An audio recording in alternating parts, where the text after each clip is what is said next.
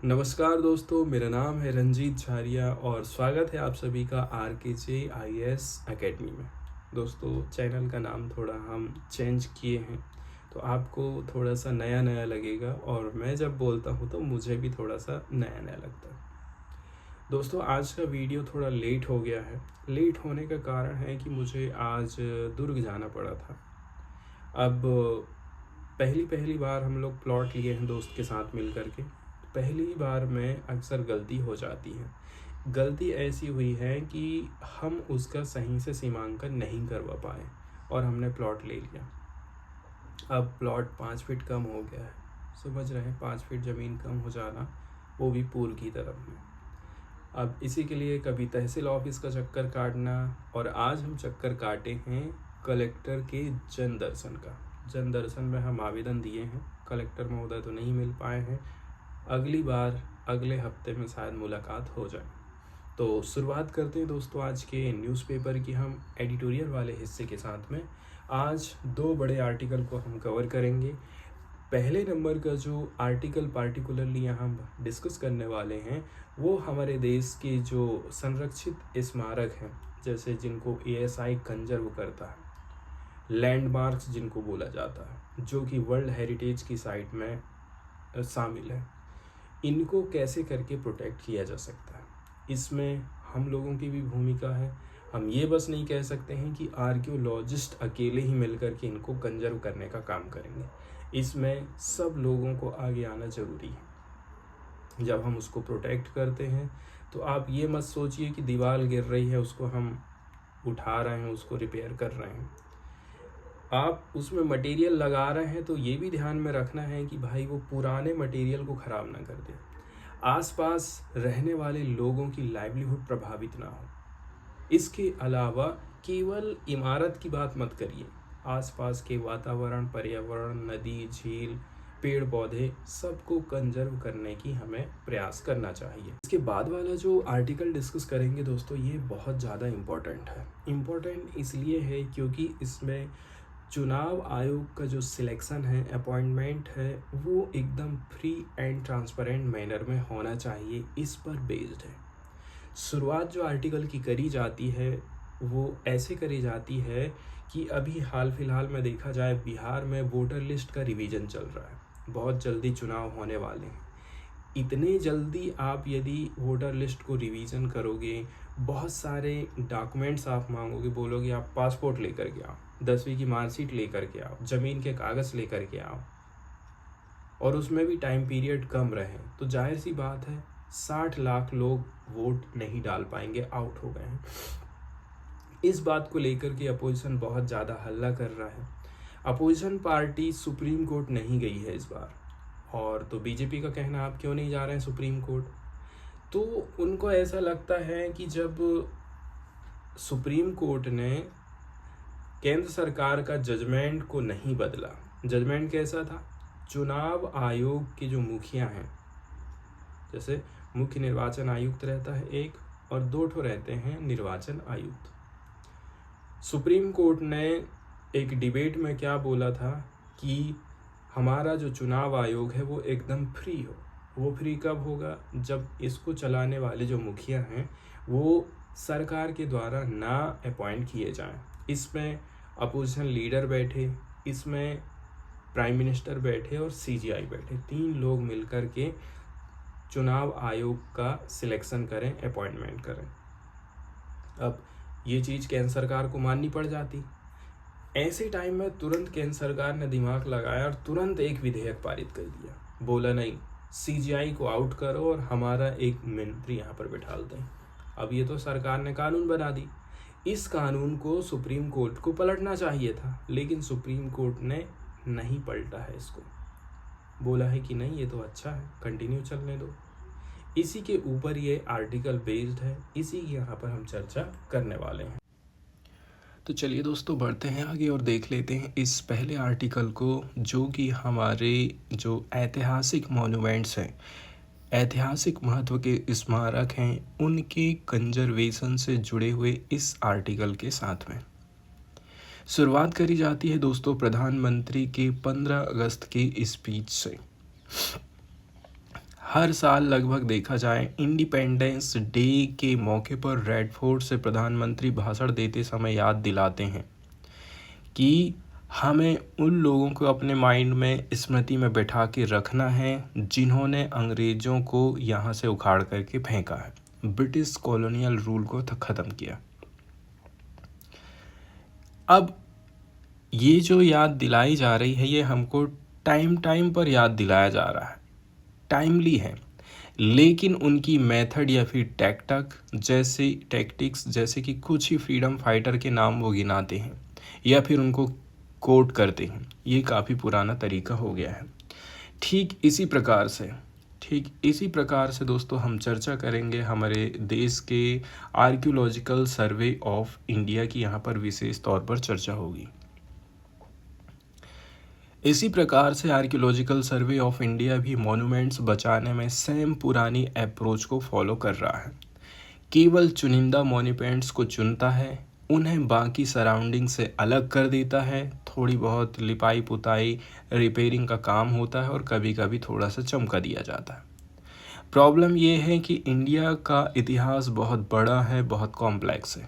अगर हम ऐसे ही चलते रहेंगे तो उसका बड़ा हिस्सा हमारी कलेक्टिव मेमोरी से गायब हो सकता है। हम इनको संरक्षित क्यों कर रहे हैं? क्योंकि हम इनसे इतिहास की जानकारी हासिल करते हैं। ये हमारे पास में सबूत है कि इंडिया का भी हिस्ट्री ऐसा रहा है। इसके बाद बात करी जाती है दोस्तों सेकंड नंबर में, आज जो कंजर्वेशन फ्रेमवर्क ASI का मॉन्यूमेंट्स बचाने का तरीका है उसकी जड़ें ब्रिटिश कॉलोनियल पीरियड्स में जुड़ी हुई हैं। अंग्रेज़ जो ऑफिसर हुआ करते थे उनका मानना था कि अगर हम एडिफिकेस मतलब जो मॉन्यूमेंट्स हैं, स्ट्रक्चर है, बिल्डिंग है, इसको सही तरीके से अध्ययन करेंगे तो हम भारतीयों के इतिहास को समझ पाएंगे। इससे हम बेहतर तरीके से भारतीयों को कंट्रोल कर सकते हैं, ज़्यादा समय तक राज कर सकते हैं। इसी सोच के कारण ब्रिटिश ऑफिसर्स ने बहुत सारे स्ट्रक्चर्स को लोकेट किया, कैटलॉग किया, जैसे कि pillars, rock cut cave, stupa, temple, mosque, fort, citadel, ponds, reservoir. इसके अलावा उन्होंने हिस्टोरिकल प्रिजर्वेशन के कानून भी बनाए और मॉन्यूमेंट्स की स्ट्रक्चरल इंटीग्रिटी मतलब मजबूती और सेफ्टी बनाए रखने के लिए ऑफिशियल प्रोसीजर तय कर दिए थे। फिर John Marshall, director general of ASI ने अपनी कंजर्वेशन मैनुअल 1923 में ये गाइडलाइन दिया था कि मॉन्यूमेंट को एक्सटेंसिवली रिपेयर किया जाए और उनके आसपास का एरिया गार्डन्स में रिसेव कर दिया जाए। मतलब आज ASI जिस तरह का मॉन्यूमेंट्स बचाता है उसकी नींव कॉलोनियल माइंडसेट में है। उस समय से ये काम नॉलेज प्लस कंट्रोल के उद्देश्य से किया गया था, दो चीज़ के लिए। इसके बाद यहाँ बताया जा रहा है कि आज भी मार्शल की कंजर्वेशन मैनुअल 2023 का असर ASI के काम काज पर हमको दिखाई देता है। किस प्रकार से दिखाई देता है? आज के टाइम में आप देखेंगे ना, लगभग 3600 मॉन्यूमेंट्स या फिर साइट्स ASI के अंडर प्रिजर्व हैं और इनके लिए मार्शल की हैंडबुक के प्रिंसिपल के साथ साथ नए कानून, अमेंडमेंट और इंटरनेशनल एग्रीमेंट का पालन किया जा रहा है। इसके बावजूद भी field survey, audit report, court ruling ने बता दिया है कि बहुत सारे मॉन्यूमेंट्स की हालत ख़राब होते जा रही है, फॉलिंग अपार्ट। सरकार ने 2014 में जो कंजर्वेशन की पॉलिसी बनाई थी उसकी रिकमेंडेशन इरेगुलरली फॉलो हो रही हैं, मतलब सही तरीके से इम्प्लीमेंटेशन नहीं हो रहा है। इसी कारण अब गवर्नमेंट ने कॉरपोरेट को इनवाइट करना चालू कर दिया है कि वे मॉन्यूमेंट्स को अडॉप्ट करें, मतलब कॉरपोरेट सोशल रिस्पॉन्सिबिलिटी CSR के अंतर्गत कंपनी अब अपनी जेब का 2% पैसा, लाभ का 2% पैसा एडॉप्ट ऑफ ए हेरिटेज जैसे कार्यक्रम में लगाएंगे। मतलब अब इसमें प्राइवेट कंपनियों को सरकार ने शामिल करना चालू कर दिया है। इसके बाद सजेशंस ये है कि हमें मॉडर्न इंडिया के बिल्डर्स जैसे कि गांधी जी की राइटिंग से सीख लेना चाहिए। जैसे गांधी जी ने जॉन रस्किन की ऐसे इस कलेक्शन को सर्वोदय नाम से ट्रांसक्रिएट किया था। रस्किन की सोच थी कि आर्ट का पर्पस सिर्फ ब्यूटी नहीं है, बल्कि हर इंसान की सोशल कंडीशन इम्प्रूव करनी चाहिए, चाहे वो किसी भी बैकग्राउंड से हो। गांधी जी ने इस बात को स्ट्रांगली हाईलाइट किया है। गांधी जी ने यह भी एक्सेप्ट किया है कि हर वोकेशन इम्पोर्टेंट होता है, हर काम, पेशा, मजदूरी और क्राफ्ट्स पर्सन, हमारे जो शिल्पकार हैं, आर्टिसंस हैं, और उनके लेबर को हमें रिस्पेक्ट देना चाहिए। लेकिन महात्मा गांधी ने रस्किन की ब्रिटेन की इम्पीरियल एम्बिशंस की ग्लोरिफिकेशन को क्रिटिसाइज भी किया था। तो यहाँ पर यही बात आती है कि हम महात्मा गांधी से क्या सीख ले सकते हैं। यदि हम किसी बिल्डिंग को कंजर्व करते हैं तो सिर्फ उसके स्ट्रक्चरल फैब्रिक को रिपेयर नहीं करते हैं, बल्कि वहाँ के आसपास रहने वाले लोग, वहाँ आने वाले लोग की ज़िंदगी भी इम्प्रूव होनी चाहिए। इसके साथ ही साथ मॉन्यूमेंट्स पर ऐसे इंटरप्रेटिव मटेरियल्स, प्लैक्स, गाइड, डिस्प्लेस आपको लगाना चाहिए जो विजिटर्स को ये समझाएं कि उस मॉन्यूमेंट के बिल्डर्स कितने सोफिस्टिकेटेड, इन्वेंटिव और रेजिलेंट थे। इसके बाद आगे बात करी जाती है कि कंजर्वेशन करना सिर्फ आर्कियोलॉजिस्ट या फिर हिस्टोरियंस की जिम्मेदारी नहीं होती है। ये अलग अलग डिसिप्लिन्स के प्रैक्टिशनर और शेयर्ड कंसर्न है। मतलब translator, health care professionals, wild life biologist, mycologist जो कि फंगी एक्सपर्ट हैं, और इकोनॉमिस्ट, इन सब की जिम्मेदारी है। और एएसआई ऐसे एक्सपर्ट को डायलॉग्स या फिर डिस्कशन के लिए एक साथ बुलाए और उसको देखे कि ये लोग रिपेयर, प्रिजर्वेशन, रेस्टोरेशन जैसे वर्ड को कैसे समझते हैं और ऑडियंस इन टर्म पर कैसे प्रतिक्रिया दे रहे हैं। तो एएसआई को नए प्रिंसिपल मिलेंगे जिन्हें अपनी नई कंजर्वेशन मैनुअल में ऐड किया जा सकता है। अब यहाँ पर एनालॉजी प्रस्तुत करी जाती है, मतलब तुलना दी गई है कि ट्रांसलेशन और मॉन्यूमेंट कंजर्वेशन के बीच में क्या फ़र्क हो सकता है। आज के ट्रांसलेटर सिर्फ शब्दों का लिटरल ट्रांसलेशन नहीं करते हैं, बल्कि ऑथर क्या सोचता था, उसका मूड क्या था, उसका स्टाइल क्या है, मीनिंग क्या है, इसको केयरफुली प्रिजर्व करते हैं। ये चीज़ हम मूवी में भी देखते हैं। वे समझते हैं कि कोनोनेशन, ठीक है, कोनोटेशंस मतलब शब्दों के भाव समय के साथ बदलते रहते हैं, इसलिए उनकी ट्रांसलेशन सिर्फ कॉपी नहीं होती है, बल्कि वे डायलॉजिकल रिलेशनशिप पास्ट और प्रेजेंट के बीच में संवाद क्रिएट करते हैं। तो यहाँ पर आप जब रिपेयरिंग करेंगे, संरक्षण करेंगे, तो जो बना रहा था पहले, जो चीज़ें बनाई गई हैं, उनके हाव भाव को आप समझिए कि वो क्या उस टाइम में फील कर रहे थे। इसके बाद कंजर्वेशन का काम करिए। अब क्वेश्चन ये उठता है कि क्या इसी तरह की सोच एएसआई की नई कंजर्वेशन मैनुअल को इंस्पायर करेगी कि नहीं करेगी। आर्कियोलॉजिस्ट की जब बात करते हैं तो उनको मानना है कि वे डीप पास्ट और प्रेजेंट मोमेंट के बीच में गैप है, उस पर खड़े हैं, ठीक है। जब वो फिजिकली विजिट करते हैं, जैसे रिपेयरिंग का हो रहा है, रेनफोर्समेंट का काम हो रहा है, तो ये काम इतना क्लियर और विजिबल होना चाहिए कि विजिटर समझ सकें कि ये नया एडिशन है और ये ओरिजिनल से अलग है। ओरिजिनल के जैसे नहीं, ये ओरिजिनल से अलग है। इसके बाद ये लोग जो रिपोर्टिंग कर रहे हैं ना, ये टाइम में रिव्यू भी करते हैं, ठीक है, कि ये चीज़ एक्सेप्टेबल है कि नहीं है। वैसे ही एएसआई को भी पीरियडिक रिव्यूज़ करने चाहिए कि प्रिजर्वेशन मटेरियल के बारे में, ताकि ये मटेरियल मॉन्यूमेंट की ओरिजिनल फैब्रिक को हार्म ना करे, जो ओरिजिनल है वो ख़राब ना हो जाए इसके चक्कर में।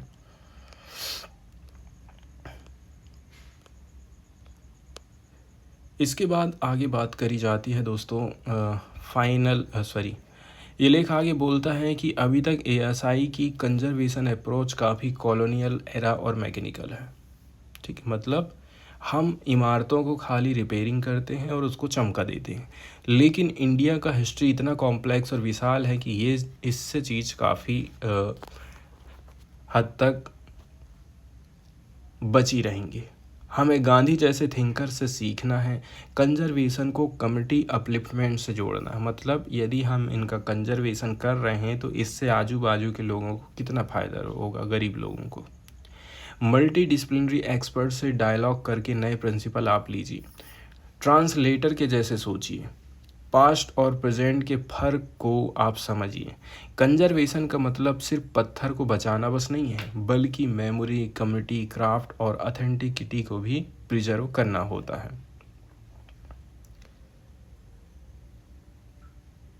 यहाँ बोला जाता है कि अलग अलग दृष्टिकोण अपनाने की हमें ज़रूरत है। इंसान खुद को मेमोरीज बचा करके प्रिजर्व करता है। अगर हम अलग अलग लोगों के पर्सपेक्टिव, क्या उनका मत है, क्या अनुभव है, क्या वो सोचते हैं, उनको हमें सुनना है, तो मेमोरीज लगातार एक्सरसाइज होते रहती है, आगे बढ़ते रहती हैं, सस्टेंड रहती हैं। ठीक इसी प्रकार से एएसआई को भी सीखना है कि वो खाली मोनूमेंट की दीवारें नहीं बचाना है, बल्कि ये भी स्टडी तो करो कि आज विजिटर मोनूमेंट का यूज़ कैसे कर रहे हैं। फ़ोटो खींचने के लिए जाते हैं, कोई लोग हाथ जोड़ने के लिए जाते हैं, कुछ लोग सोचते हैं कि हम यहाँ पर अपने कल्चरल इवेंट्स करें। इसके बाद कंजर्वेशन प्रिंसिपल उसी हिसाब से आप डिज़ाइन करिए।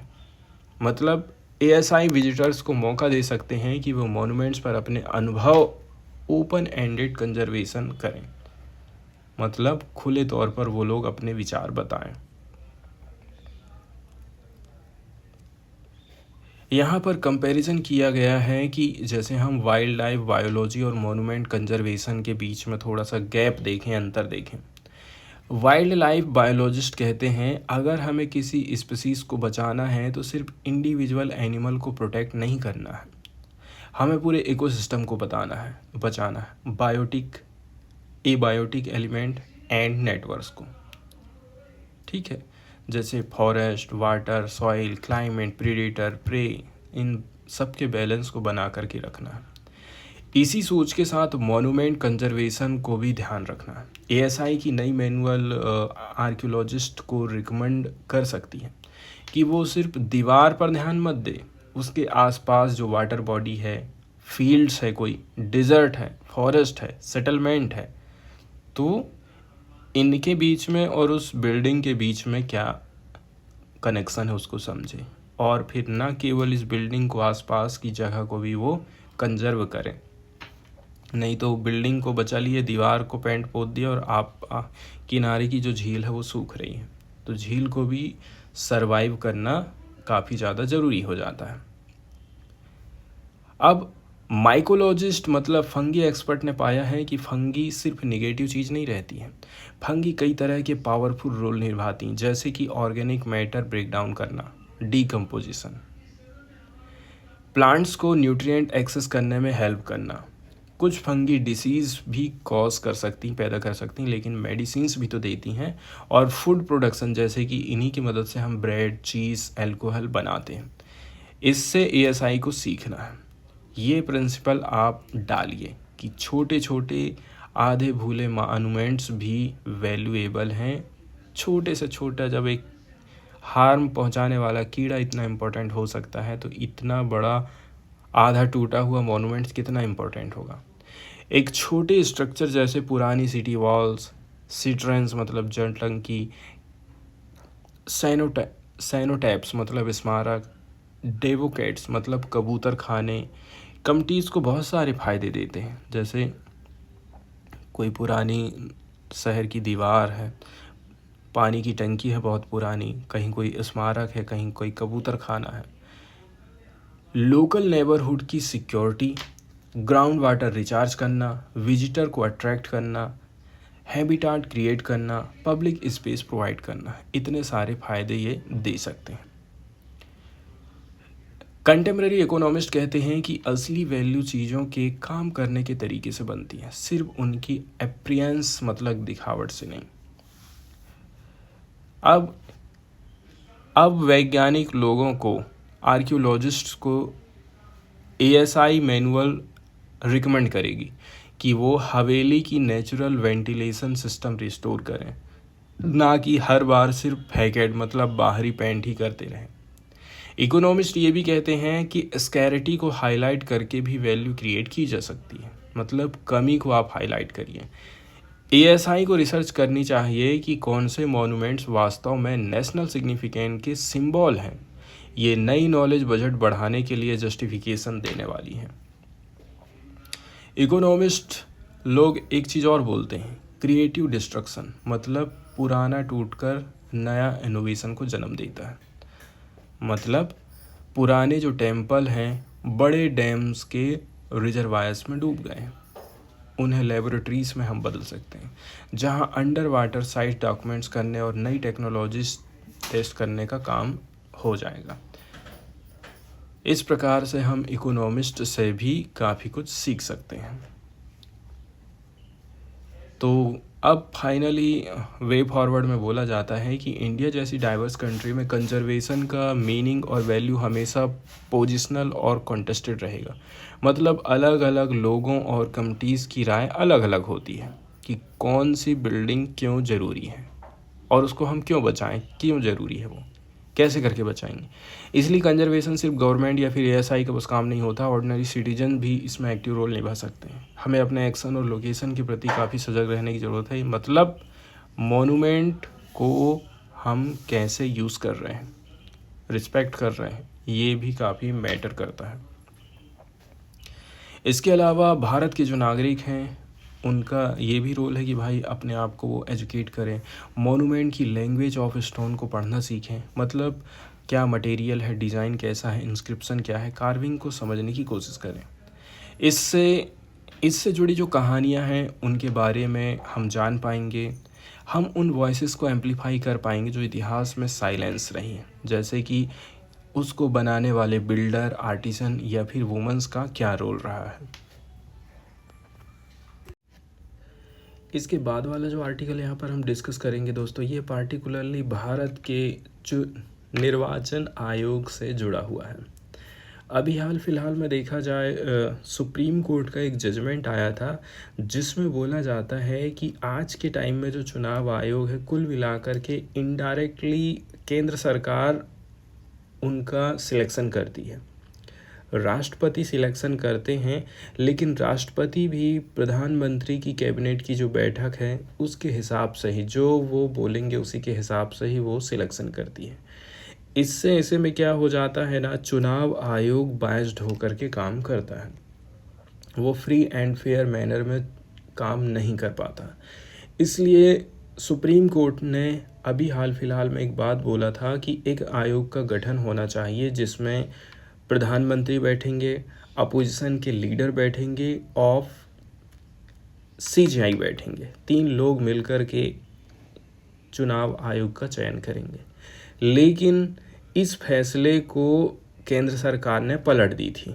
उन्होंने सीजीआई को आउट कर दिया था और उसकी जगह में एक कैबिनेट मिनिस्टर को बैठा दिया था सीजीआई की जगह में। तो इसमें क्या है, पलड़ा हो गया भारी सरकार का। अब इलेक्शन कमीशन ऑफ इंडिया अभी जो बात बोल रहे हैं या फिर जिस हिसाब से बोली जा रही है ना, वो कुल मिलाकर के फोटोकॉपी लगती है कि ऐसा लगता है कि पीछे से केंद्र सरकार बोल रही है। अभी जो प्रोविज़न चल रहा है वो आर्टिकल 324 के हिसाब से हमारे देश का संविधान कहता है कि भारत में एक मुख्य निर्वाचन आयुक्त रहेगा एंड 2 इलेक्शन कमिश्नर रहेंगे। ठीक है, अभी तक ऐसा है कि प्रेसिडेंट ऑफ इंडिया अपॉइंट करते हैं chief election commission of India को and election commissioner of India को, लेकिन प्रैक्टिकली प्रेसिडेंट यूनियन कैबिनेट की एडवाइस पर अपॉइंट करते हैं। मतलब गवर्नमेंट ऑफ इंडिया डिसाइड करती है कि कौन बनेगा मुख्य निर्वाचन आयुक्त। अब सीधे हम आर्टिकल की तरफ चलेंगे कि अभी हाल फिलहाल में इस मुद्दे के ऊपर काफ़ी ज़्यादा बहस चल रही है। राहुल गांधी ने बोला है कि बीजेपी जो चुनाव जीती है वो वोट चोरी करके, मतलब वोट को मैनिपुलेट किया जा रहा है, कम ज़्यादा किया जा रहा है। जैसे कि अभी हाल फिलहाल में SIR रिवीजन जो हुआ है इसमें 60 लाख वोटर्स आउट हो गए हैं। कहीं कहीं पर आउट हो जा रहे हैं, कहीं कहीं पर एकदम से ज़्यादा बढ़ जा रहे हैं, जैसे महाराष्ट्र जैसी जगह में हुआ। तो इसके चलते चलते जो चुनाव है फ्री एंड फेयर नहीं होता है और चुनाव के ऊपर क्वेश्चन खड़े होते हैं।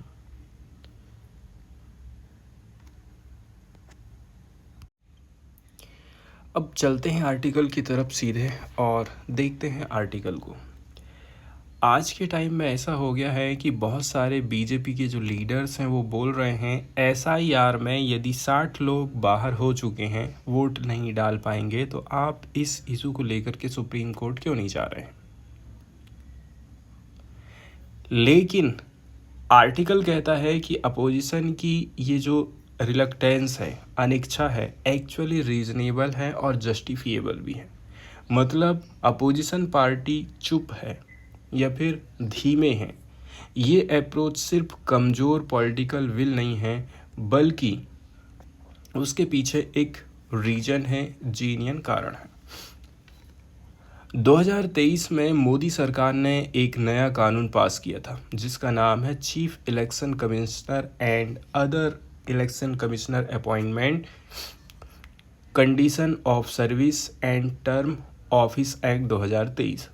काफ़ी लंबा है ये नाम है, इसको आप शॉर्टकट में यही समझ लीजिए कि सुप्रीम कोर्ट का जब जजमेंट आया जिसमें बोला गया कि जो निर्वाचन आयुक्त है उसके चयन के लिए एक कमेटी बनना चाहिए जिसमें अपोजिशन के लीडर रहेंगे, प्रधानमंत्री बैठेंगे और CJI बैठेंगे, चीफ जस्टिस ऑफ इंडिया।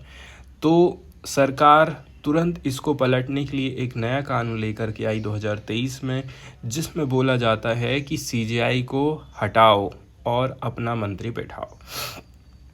इस एक्ट का पर्पस था Anoop Barnwal versus union of India 2023 वाले कॉन्स्टिट्यूशन बेंच जजमेंट को नलीफाई कर देना या फिर ख़त्म कर देना।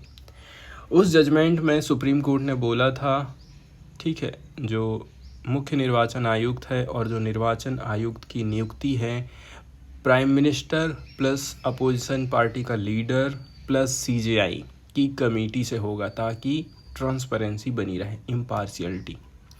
लेकिन नए कानून ने CJI को बाहर कर दिया है और उसकी जगह पर PM के द्वारा नॉमिनेट किया गया एक कैबिनेट मिनिस्टर शामिल होता है। इसका मतलब यह है कि सरकार ने अपॉइंटमेंट प्रोसेस पर एग्जीक्यूटिव कंट्रोल बढ़ा दिया है और जुडिशरी की भूमिका को कर दिया है आउट। इस कानून को लेकर के कई सारी याचिकाएं सुप्रीम कोर्ट में फाइल हुई थी। पिटिशनर ने डिमांड किया था कि जब तक केस डिसाइड नहीं होता है तब तक इस कानून को आप स्टे कर दो। लेकिन 22 मार्च 2024 को जस्टिस संजीव खन्ना की बेंच ने बोला कि नहीं, सरकार ने सही काम किया है।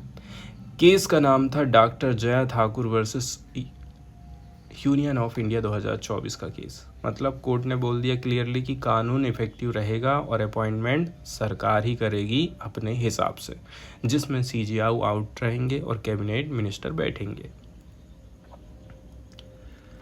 अगर सुप्रीम कोर्ट ने ला पर स्टे कर दिया होता तो 2024 लोकसभा इलेक्शन और उसके बाद की असेंबली इलेक्शन में एक नई पिक्चर होती। ज़्यादा से ज़्यादा इंडिपेंडेंट इलेक्शन कमीशन काम कर रहा होता आज की डेट में। इससे क्या होगा, हमारे चुनाव में फेयरनेस आएगी, हमारे चुनाव में इम्पार्शियलिटी बेहतर होगी। ऐसा नहीं हुआ।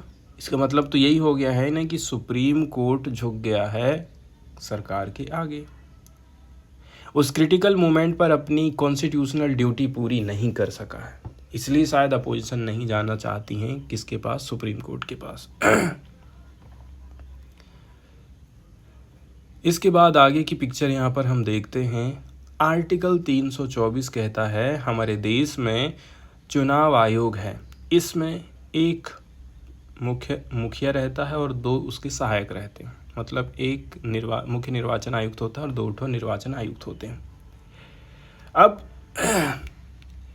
आर्टिकल 324 इलेक्शन कमीशन के अपॉइंटमेंट से जुड़ा हुआ है। अनूप बर्नवाल केस 2023 में कॉन्स्टिट्यूशन बेंच ने क्लियर बोल दिया था कि अपॉइंटमेंट प्रोसेस को हम सरकार से बाहर रखेंगे। कोर्ट ने वार्निंग दिया था अगर ECI प्लाएबल मतलब सरकार की जेब में होगा तो ये डेमोक्रेसी की नींव को हिला देगा। मतलब एडल्ट फ्रेंचाइज वोटिंग राइट को कमज़ोर कर देगा। इसलिए हमारे पास में स्वतंत्र निर्वाचन आयुक्त होना चाहिए। सरकार को अनफेयर तरीके से पावर एक्वायर और रिटेन करने का सबसे आसान रास्ता दे देता है। यही बात कोर्ट ने बोली थी, ठीक है, कि भाई जो अपॉइंटमेंट है वो इम्पार्शियल होना चाहिए और ऐसा भी इम्प्रेशन ना बने कि भाई अपॉइंटमेंट अनफेयर मीन से हो रहा है। इसी लॉजिक से सीजीआई को सिलेक्शन कमेटी में शामिल करने की ज़रूरत बताई गई थी। लेकिन 2-4 दिन हुए नहीं इस बात को कि केंद्र सरकार ने तुरंत एक कानून ला दिया और बोला कि ये क्या बोल रहा है सुप्रीम कोर्ट, ऐसे नहीं चलेगा भाई, हम हमारे हिसाब से ही काम करेंगे। वही हुआ जिसकी आशंका अंबेडकर ने जताई थी कि केवल सरकार के कंट्रोल में रहने वाले लोग चुनाव आयोग अपॉइंटमेंट को डोमिनेट करेंगे। जब ये इशू सुप्रीम कोर्ट के सामने आया तो कोर्ट ने कंजर्वेटिव और डेंजरस स्टैंड लिया है, बोल दिया है प्रिजम्पशन ऑफ वैलिडिटी मिलती है, ठीक है, इस चीज़ को, इसलिए वो इंटरफेयर नहीं करेगा।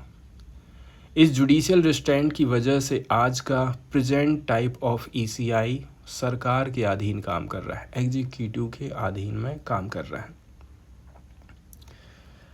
आज के समय में मेजोरिटेरियन मतलब बहुसंख्यकवाद की पॉलिटिक्स कई बार इलेक्टोरल फ्रॉड पर टिक जाती है। मतलब कई सारे आजकल के जो चुनाव हैं थोड़े बहुत वोट में घपला करने से भी जीत जा रहे हैं। कोर्ट के सामने जुरिस्प्रूडेंशियल और पॉलिटिकल चैलेंज दो चैलेंज है। लैंडाउ एंड डिक्सन 2020 की स्टडी आई है, abusive judicial review courts against democracy. कई सारे देशों में कोर्ट्स ने ऐसे रिजीम एक्शन अपहोल्ड किए हैं जिससे सरकारों ने पावर कंसोलिडेट किया है, मतलब अपोजिशन को कमज़ोर करना, इलेक्टोरल फील्ड को अनफेयर कर टिल्ट करना, उल्टा सीधा करना, कहीं कम वोट कर दिए कहीं ज़्यादा वोट कर दिए। बहुत सारी जगह पर डेमोक्रेसी कमज़ोर हुई, जैसे वेनेजुएला, इक्वाडोर, बोलीविया। यहाँ पर कोर्ट ने फ्रॉड्स फैसिलिटेट किए हैं जिससे ऑटोक्रेसी कंटिन्यू रही है। क्लेवर अथॉरिटेरियन इलेक्शन से पहले ही मैनिपुलेशन कर डालते हैं। पावर कंसोलिडेट करना, इंस्टीट्यूशन जिसमें कोर्ट और इलेक्टोरल कमीशन है इनको अपने फंदे में फंसा लेना, अपोजिशन को एकदम हरास कर देना कि बस कुछ भी बोलो माफ़ी मांगो, हाथ जोड़ो पैर पड़ो, आपने गलत बोल दिया। रेयरली ही कोर्ट्स इलेक्टोरल मैनिपुलेशन को रोक पाए हैं अभी तक। इंडिया में अनूप बारनवाल जजमेंट बहुत इम्पोर्टेंट जजमेंट था, लेकिन क्या करेंगे, कुछ नहीं हो पाया। आर्टिकल 324 इंडियन कॉन्स्टिट्यूशन ने ये इंश्योर नहीं किया है कि ईसीआई अपॉइंटमेंट्स प्रोसेस पूरी तरह से रूलिंग एग्जीक्यूटिव से फ्री और ऑटोनोमस रहे। मतलब हमारे देश के संविधान में फ्री एंड फेयर अपॉइंटमेंट की व्यवस्था का जिक्र नहीं किया गया है। आधुनिक कॉन्स्टिट्यूशन में एक कॉन्सेप्ट डेवलप हुआ है, मतलब आज की जो डेमोक्रेसी है यहाँ पर हमको फोर्थ ब्रांच इंस्टीट्यूशंस देखने को मिल रहा है। मतलब कोई भी देश कैसे काम कर रहा है, एक तरफ लेजिस्लेचर है, बीच में जुडिशरी है, इसके बाद ऑटोनोमस कॉन्स्टिट्यूशनल बॉडीज़ भी हैं जो रूलिंग गवर्नमेंट से फ्री होके काम करती हैं। मतलब एक तरफ एग्जीक्यूटिव बैठा है, दूसरी तरफ लेजिस्लेचर है, तीसरी तरफ जुडिशरी है और चौथे में आ जाते हैं फ्री तरीके से काम करने वाली संस्थाएं। इसमें इलेक्टोरल जैसे कि ईसीआई हो गया, जैसे साउथ अफ्रीका की जब बात करते हैं, इसके 9वें नंबर के चैप्टर में electoral commission of south Africa शामिल है। भारत के कॉन्स्टिट्यूशन की साइलेंस, स्पष्ट प्रोविज़न ना होना, इसी ने सुप्रीम कोर्ट को मजबूर किया है कि अनूप बारनवाल जजमेंट में एक फेयरर बॉडी प्रिस्क्राइब करे, सिलेक्शन कमेटी में सीजीआई को शामिल करके। तो ये एक इमेजिनेटिव इंटरप्रिटेशन था। कोर्ट ने कॉन्स्टिट्यूशनल टेक्स्ट को क्रिएटिवली इंटरप्रेट किया था ताकि ईसीआई को एक इंडिपेंडेंट फोर्थ ब्रांच जैसा स्टेटस हम दे सकें। लेकिन सरकार ने कोर्ट और जनता दोनों को फेल कर दिया है 2023 का कानून ला करके। एग्जीक्यूटिव डोमिनेंस को बढ़ा दिया है, मतलब सरकार सबसे ऊपर रहेगी, सब कुछ नीचे रहेगा। अपोजिशन पार्टी का आरोप है कि इलेक्टोरल मैनिपुलेशन हो रहा है ना, जैसे राहुल गांधी अक्सर ये बोलते रहते हैं। इसे एनालिसिस करने के लिए एक फेयर इंडिपेंडेंट एजेंसी बनाओ। कोर्ट अकेले ये काम नहीं करेगा। डेमोक्रेसी को बचाने का एकमात्र रास्ता है बारनवाल वर्डिक्ट में जो प्रिंसिपल था ना कि सीजीआई भी बैठेगा, उसको आप रिस्टोर कर दो।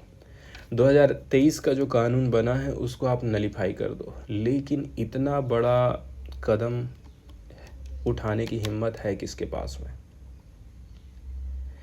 न्यू सिलेक्शन कमेटी को फ्रेश प्रोसेस से नया इलेक्शन कमिश्नर अपॉइंट करना चाहिए। ऐसा नया ईसीआई एक तरह का ट्रुथ कमीशन बना देगा जो एलीग्ड इलेक्टोरल स्कैम की इम्पार्शियल जांच करेगा। आगे राइटर का कहना है कि देखिए, इलेक्शन कमीशन ने राहुल गांधी से डिमांड किया है कि भाई वो 7 दिन में एफिडेविट दे और माफ़ी मांगे। आप हमारे ऊपर जो आरोप लगा रहे हो ना, अब देखते हैं कितना सही है कितना गलत है। इसके बाद न्यूज़ वाले आर्टिकल की तरफ हम आगे बढ़ते हैं और देखते हैं अभी हाल फिलहाल में इलेक्शन कमीशन ऑफ इंडिया और राहुल गांधी के बीच में विवाद काफ़ी ज़्यादा कहना चाहिए बढ़ गया है। जैसे कि केंद्र सरकार हमेशा से यही चाहती है कि राहुल गांधी कुछ भी बोलें तो उनको देश से माफ़ी मांगनी चाहिए। ठीक इसी प्रकार से अब आगे हमको कुछ देखने को मिल रहा है। इलेक्शन कमीशन ऑफ इंडिया और केंद्र सरकार के ऊपर राहुल गांधी ने आरोप लगाया था कि वोट को कहीं कम कर दिया जा रहा है, कहीं ज़्यादा कर दिया जा रहा है, वोट की चोरी हो रही है और बीजेपी चुनाव जीत रही है। चुनाव आयोग ने बोला है आप या तो माफ़ी मांगो या तो आप एफिडेविट दीजिए, ठीक है, पूरे देश से आप माफ़ी मांगिए। तो ये जो लैंग्वेज है ये कुल मिलाकर के केंद्र सरकार की लैंग्वेज ही रही है अभी तक, और ये बात अभी चुनाव आयोग भी हमको बोलते हुए दिखाई दे रहा है। इलेक्शन कमीशन ने राहुल गांधी से डिमांड किया है कि 7 दिन के भीतर में आप एफिडेविट दीजिए, हलफनामा दीजिए अपने allegations voter roll manipulation Karnataka में, इसको अंडर ओथ प्रूव करें वरना पूरे देश से आप माफ़ी मांगिए। Chief election commissioner Gyanesh Kumar ने अपने पहले प्रेस कॉन्फ्रेंस में ये अल्टीमेटम दिया था। उन्होंने अपोजिशन की डिमांड रिजेक्ट कर दी है जिसमें उन्होंने बोला था कि मशीन रीडेबल वोटर लिस्ट होना चाहिए और सीसीटीवी फुटेज देने से भी मना कर दिया है क्योंकि इससे वोटर प्राइवेसी खतरे में पड़ जाएगी। मतलब चुनाव आयोग ट्रांसपेरेंसी की बजाय प्राइवेसी डिफेंस ले रहा है और राहुल गांधी पर सीधा दबाव डाला जा रहा है।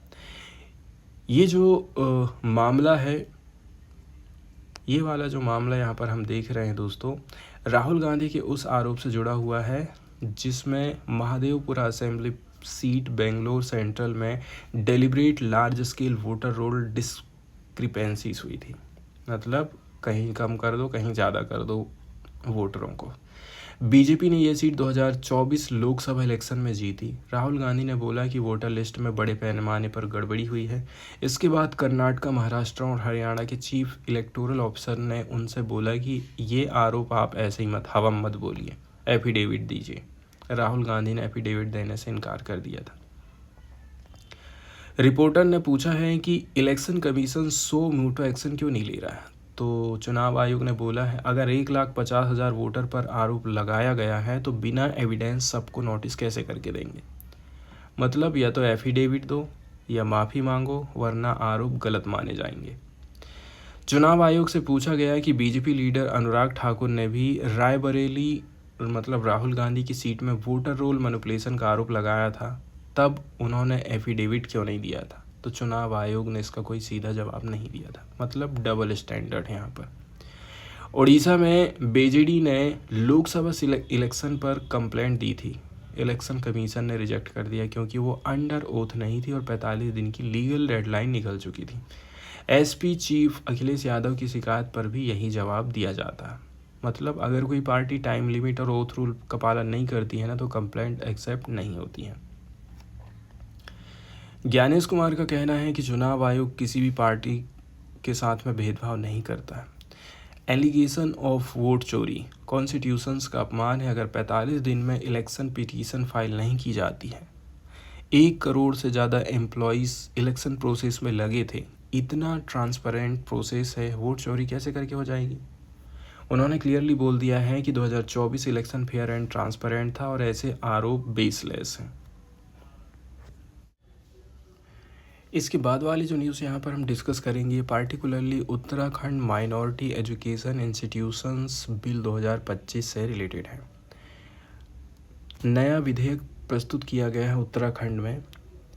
उत्तराखंड कैबिनेट ने माइनॉरिटी एजुकेशनल इंस्टीट्यूशन बिल 2025 पास किया है। अभी तक राज्य में जो बेनिफिट सिर्फ मुस्लिम एजुकेशनल इंस्टीट्यूशंस को मिलता था, मदरसा को मिलता था, अब यही फ़ायदा सिख, जैन, क्रिश्चियन, बौद्धिस्ट और पारसी इंस्टीट्यूशंस को भी मिलेगा। मतलब ये पहला कदम है जो इंक्लूसिव माइनॉरिटी एजुकेशन फ्रेमवर्क बनाने की कोशिश करता है। अब केवल मदरसा नहीं बल्कि सारी माइनॉरिटी कम्युनिटीज़ की एजुकेशनल इंस्टीट्यूशन को लगभग इक्वल रिकॉग्निशन और बेनिफिट मिलेगा। इसके अलावा ओल्ड जो लॉ है उनको रिपील किया जाता है। ये बिल आने के बाद Uttarakhand Madrasa education board act 2016 and Uttarakhand non government Arabic and Persian Madrasa recognition rule 2019 को 1 जुलाई 2026 से रद्द कर देगा, रिपील कर देगा। माइनॉरिटी इंस्टीट्यूशंस में गुरुमुखी मतलब सिख स्क्रिप्ट और पाली बुद्धिस्ट लैंग्वेज की स्टडी को भी रिकॉग्निशन मिल जाएगा। इसके बाद माइनॉरिटी स्टेटस कैसे मिलेगा? माइनॉरिटी स्टेटस देने का काम करेगा Uttarakhand state authority for minority education. ये अथॉरिटी इंश्योर करती है कि education Uttarakhand board of school education के स्टैंडर्ड पर खरा उतरे, स्टूडेंट की एवोल्यूशन फेयर एंड ट्रांसपेरेंट हो। मतलब सिर्फ ऑटोनॉमी नहीं बल्कि अकाउंटेबिलिटी प्लस क्वालिटी स्टैंडर्ड भी लागू होंगे। इसके बाद no interference but regulation. Bill कहता है कि माइनॉरिटी इंस्टीट्यूशंस की इस्टेब्लिशमेंट और एडमिनिस्ट्रेशन में सरकार दखलंदाजी नहीं कर रही, आर्टिकल 30 कहता है। लेकिन आपको मान्यता पाने के लिए कुछ कंडीशन तो पूरी करना पड़ेगा, जैसे कि स्कूल को, कॉलेज को सोसाइटी एक्ट या फिर ट्रस्ट एक्ट या फिर कंपनी एक्ट के अंतर्गत रजिस्ट्रेशन करवाना पड़ेगा। लैंड, बैंक अकाउंट और एसेट इंस्टीट्यूशन के नाम पर होने चाहिए। मतलब जो लैंड है, बैंक अकाउंट है और जो भी एसेट है वो उसी स्कूल के नाम पर हो। अगर फाइनेंशियल मिस मैनेजमेंट या फिर ट्रांसपेरेंसी में कहीं कमी दिखाई देती है, रिलीजियस सोशल हार्मनी के खिलाफ एक्टिविटी होती है तो मान्यता रद्द कर दी जाएगी। ये वाला आर्टिकल बहुत ज़्यादा इम्पोर्टेंट है दोस्तों, क्योंकि इतने समय से चला आ रहा जो डील था कि अमेरिका या फिर कहना चाहिए नेटो यूक्रेन को अपने में शामिल करेगा या फिर सिक्योरिटी प्रोवाइड करेगा। रसिया का भी कहना है ठीक है आप दे दो, क्योंकि ऑलरेडी से आप इनडायरेक्ट तरीके से तो उसको हथियार प्रोवाइड कर ही रहे थे, मेरे को इससे कोई दिक्कत नहीं है।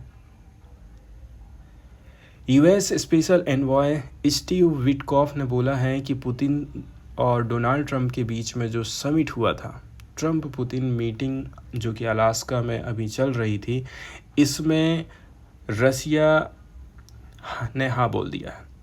यूएस और यूरोपीय एलायंस ईयू यूक्रेन को सिक्योरिटी गारंटी दे सकती हैं।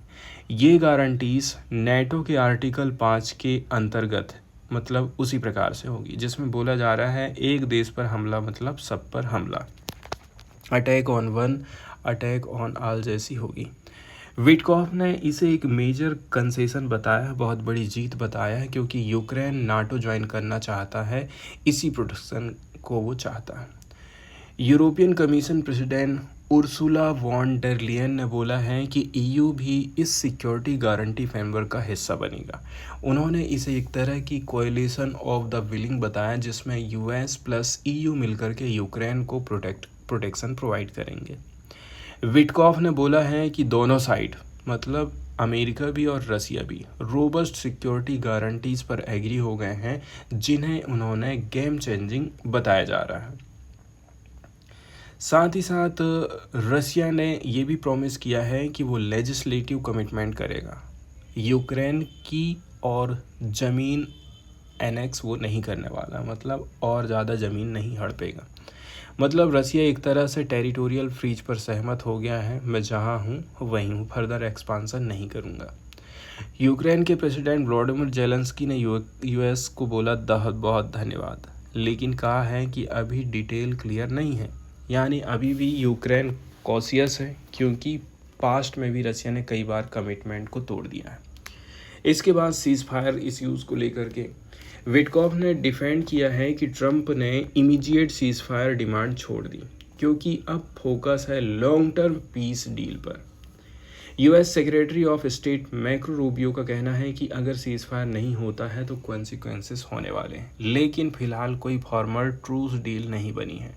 यूक्रेन खुद उस नेगोशिएशंस में प्रेजेंट नहीं था, तो कहाँ से शांति की डील हो जाएगी। मतलब सीज़ फायर अभी नहीं हुआ है, लेकिन पीस फ्रेमवर्क चल रहा है धीरे धीरे धीरे धीरे।